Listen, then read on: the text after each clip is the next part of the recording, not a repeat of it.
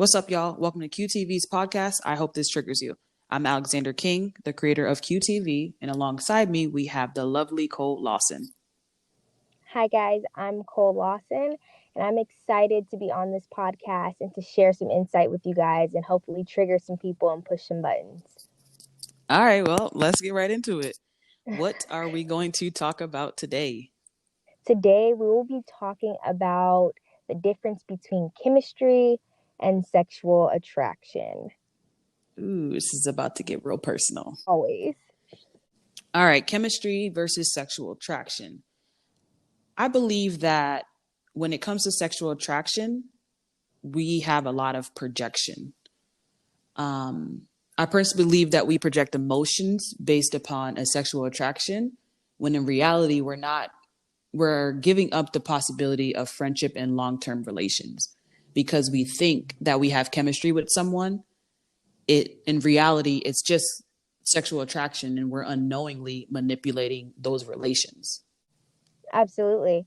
I think that a lot of us are led by lust, and have not yet fully taken the time to understand ourselves as individuals, and that unknowing of self kind of projected out into the world. And so we go around just looking at pretty people and never really getting to know them because we don't even know how to get to know someone. Ooh, absolutely, absolutely. I think that we have to be very mindful of feelings and what people do to our feelings and how to navigate those and put them in a better category.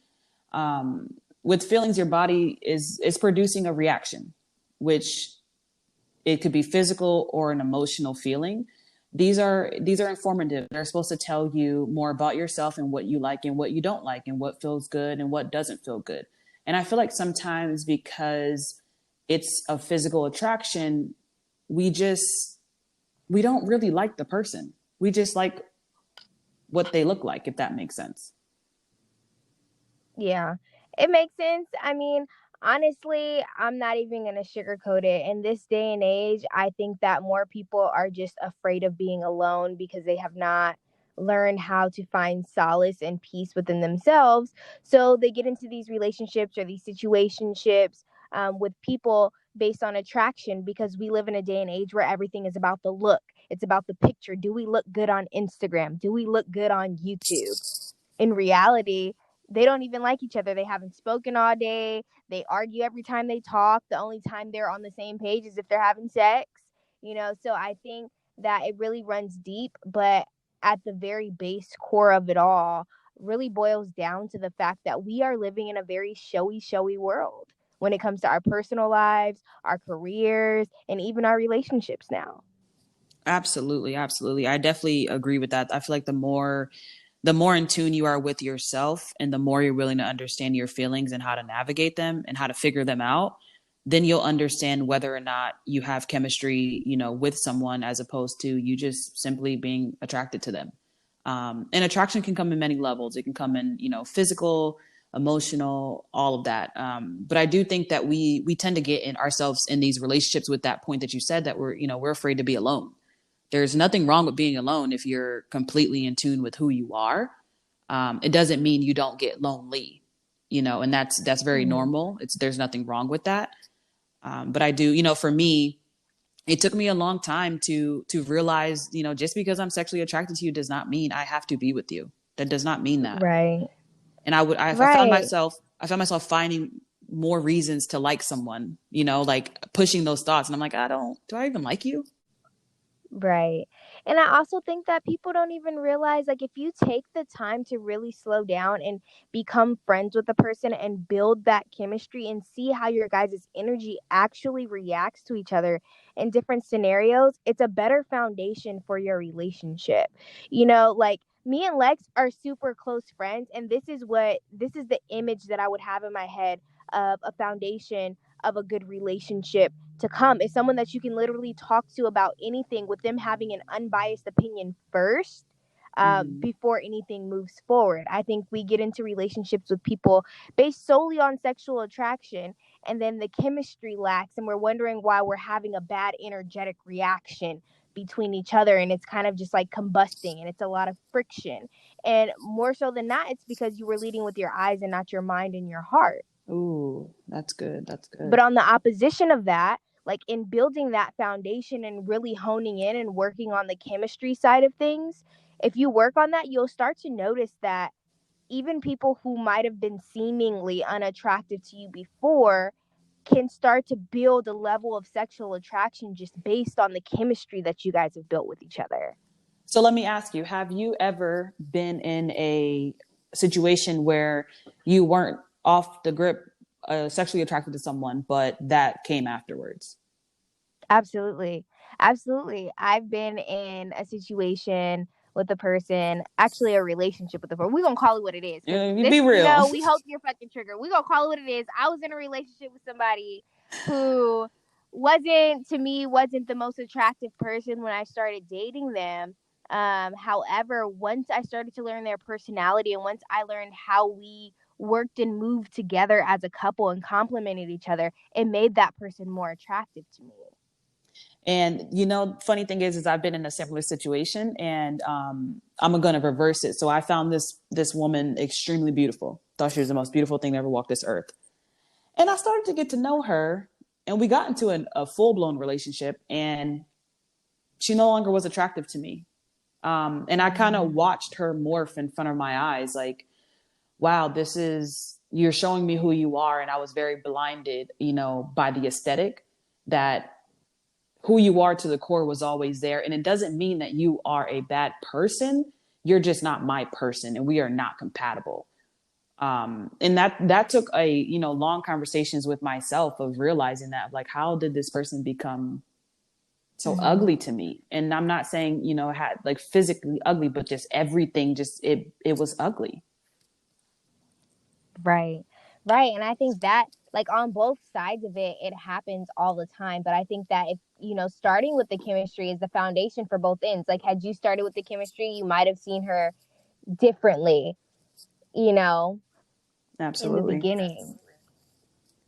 But it's very interesting watching how dating has evolved, even in the times that we're in right now, because we are amongst COVID. We'll just say it because it's been a year now, and we are still currently actively in this pandemic, and just the way that dating has changed so much from when we were younger. We have all this social media now, and it's kind of like we are solely basing everything off of attraction Mm-hmm.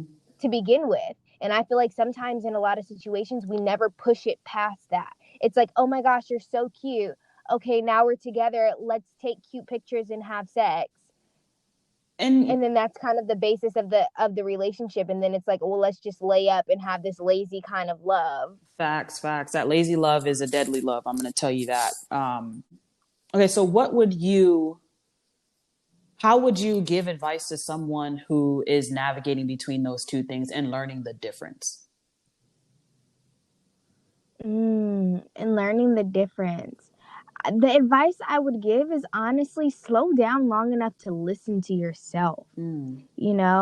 I think that is a very huge part of being able to even just decipher the two, the chemistry versus the sexual attraction, the lust versus the love, is really slowing down long enough to have those tough conversations with yourself. And to recognize when you're trying to make excuses for people to stay in your life. I tell people all the time, you should be trying your hardest to conjure up excuses for people to not be in your life. Mm. Because if you start that way, like if you start on that end, like, why should I keep you in my life? Like, these are all the reasons why I shouldn't.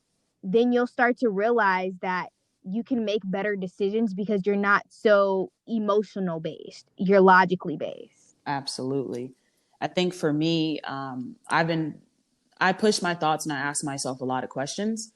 And I find myself, when I find someone attractive and we're engaging with each other, I literally ask myself, like, okay, yeah, you look good, but what does your soul look like?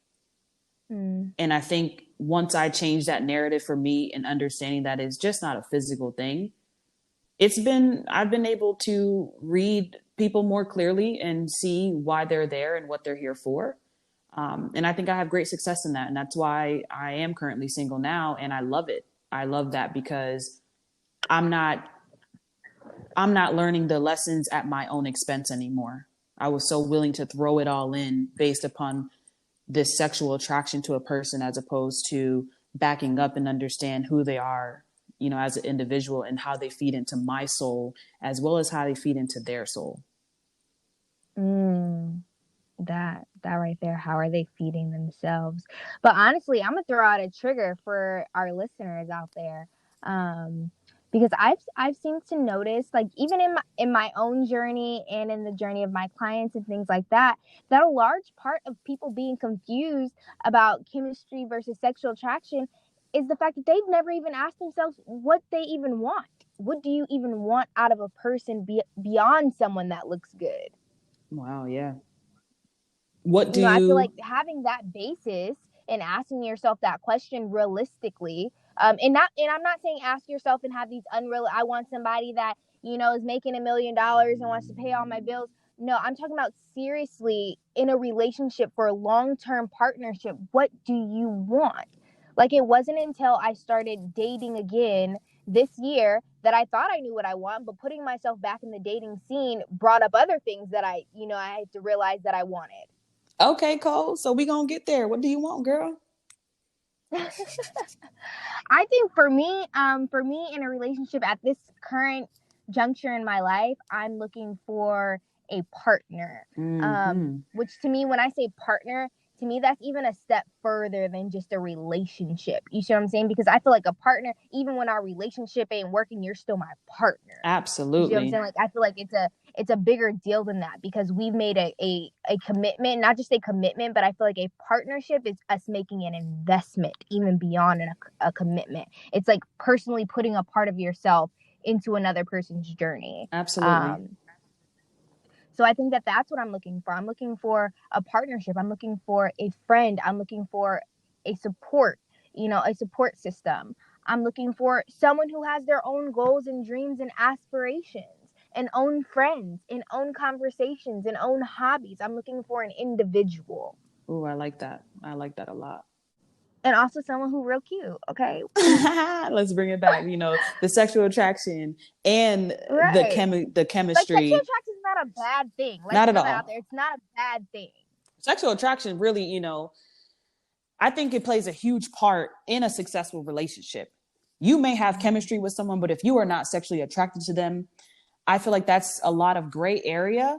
Um, and for me, I'm greedy. I want it all. I want the chemistry. I want the sexual attraction. I Right. want the partnership. I want the friendship. And I also feel like when you have the chemistry but you don't have the sexual attraction, sometimes it can become a one-sided relationship. And it can Mm-hmm. become a relationship where one partner feels used, because the amount of love you can reciprocate is not equal when you don't feel sexually attracted to your partner. Absolutely.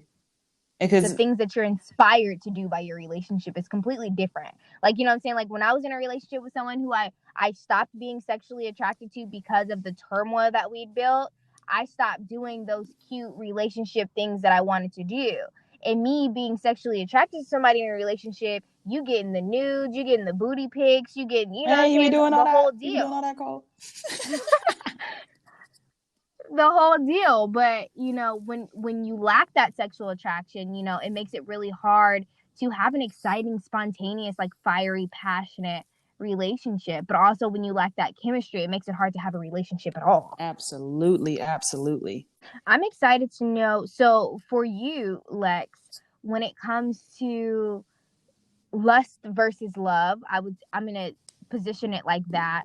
um how do you think it's easy how do you think you can overcome deciphering, um if you're kind of like on the borderline, like, you're like, well, I kind of think we have chemistry, but I know I'm really attracted to this person. Do you think that there's a thin line where people could create and make up chemistry because they are sexually attracted to someone?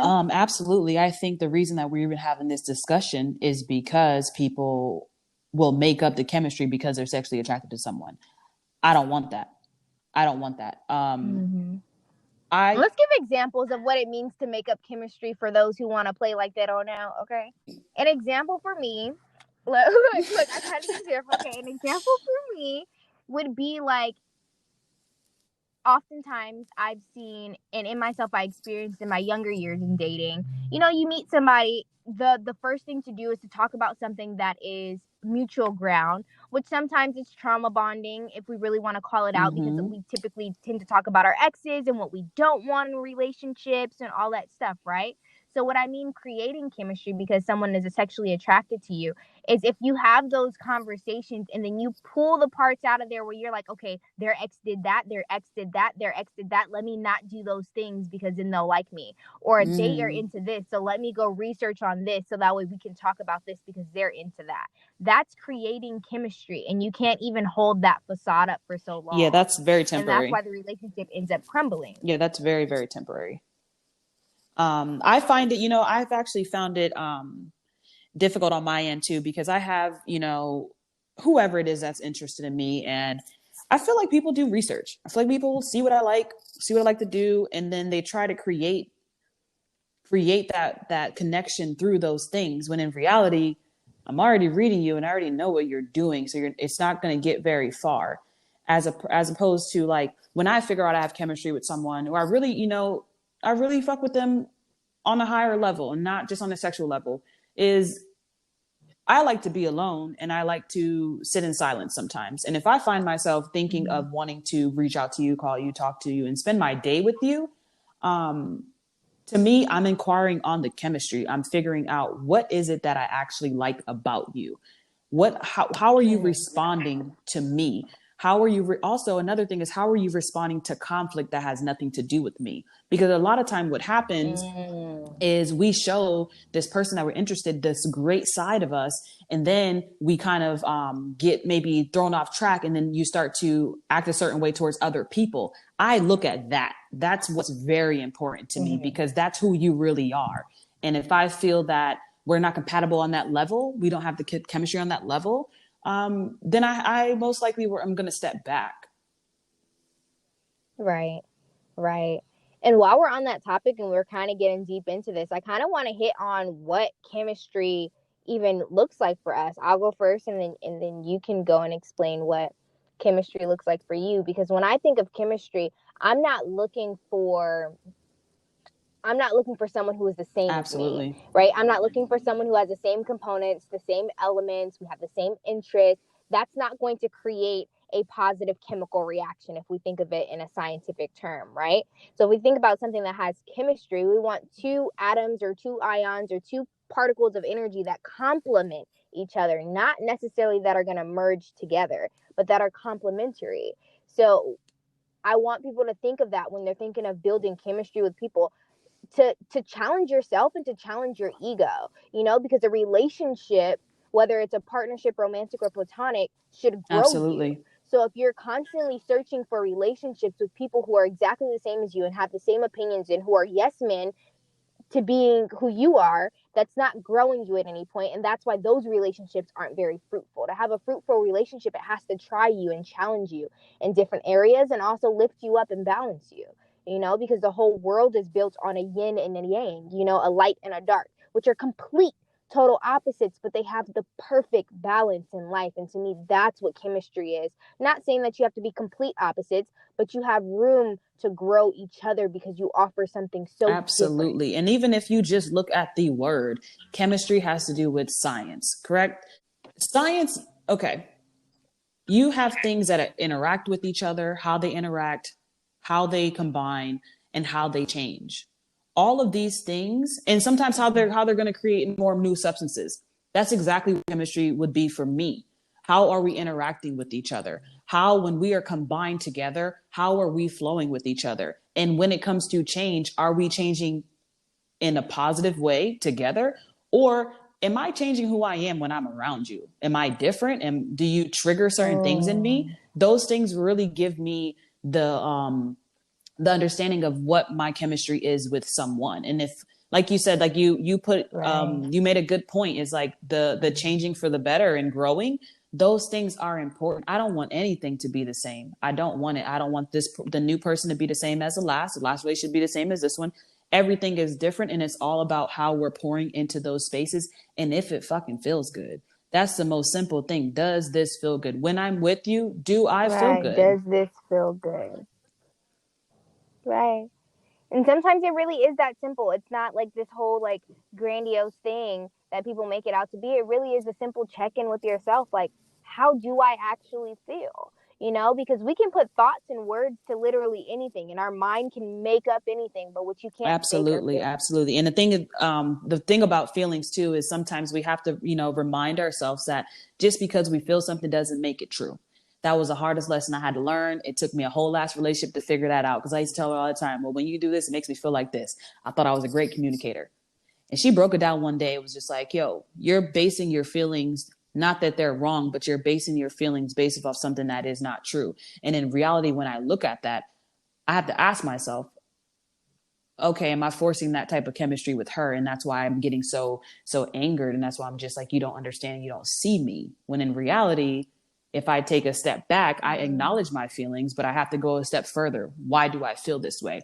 When you have these feelings, you're, like I said before, your body is producing and reaction. It's letting you know whether you're in danger, whether it's an emotional pain. What does that Mm-hmm. mean? And a lot of times, I don't think we go deep into that of figuring that out. And sometimes we'll negate it. And therefore, because the sexual attraction is so high, we don't have to think about the other side, which will let us know whether or not we have chemistry and if we're even compatible with that person. Right. And regarding my dynamic with you and my relationship with you is my relationship with you is one of the most important relationships I have in my life right now.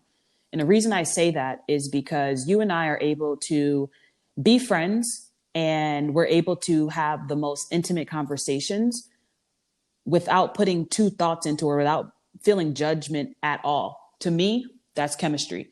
Chemistry needs to go beyond Mm-hmm. the relationship. And I think sometimes we forget that. Like we forget that our friends, we should have emotional relationships with them.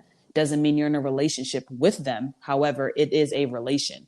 I think that we Mm. forget about the chemistry part when it comes to a friend. However, we'll take that friend's advice about chemistry when it comes to somebody else. Mm-hmm. Mm-hmm. And now that you said that, I'm glad you said that last line because I was so going to piggyback off of that because we are putting a lot of focus on, sexual attraction versus chemistry. And I know immediately where people's minds went is to romantic relationships Absolutely. off the top. I 100% know it. However, when we're talking about chemistry versus sexual attraction, we're also talking about your platonic relationships too, because there are some of y'all out here, some people right now in this very moment who are sitting with a group full of friends because they look good and they don't even like Tell them nobody in again. the I don't group. even think they heard you. Right. Y'all sitting around people y'all don't even like because y'all look good together and it's cute when y'all go out and you take cute pictures. But every day you feel alone and you don't have nobody to really talk to and you don't have nobody that supports you and that's pushing you to be a better person or to move forward in your life. That should tell you something in itself. You know what I'm saying? Like chemistry also has to be in your platonic friendships. Absolutely. Man, at this point, we can definitely go on for days, but there is a point where we have to stop for the day. Um, just for you Right. guys for listening, thank you so much for tuning in with us. If you guys have any topics or suggestions, make sure to DM us at Queerious TV on Instagram. Leave us a comment on YouTube, like, comment, and share, all that good stuff. Any last words for you, Cole, before we head out? That is it. Thank you all for listening. I hope you are triggered into being a bit more of a better person and a more full version of yourself. You can follow me on Instagram at I am Cole Lawson, EYEAMCOLELAWSON. And you can catch me at I am Alexander King.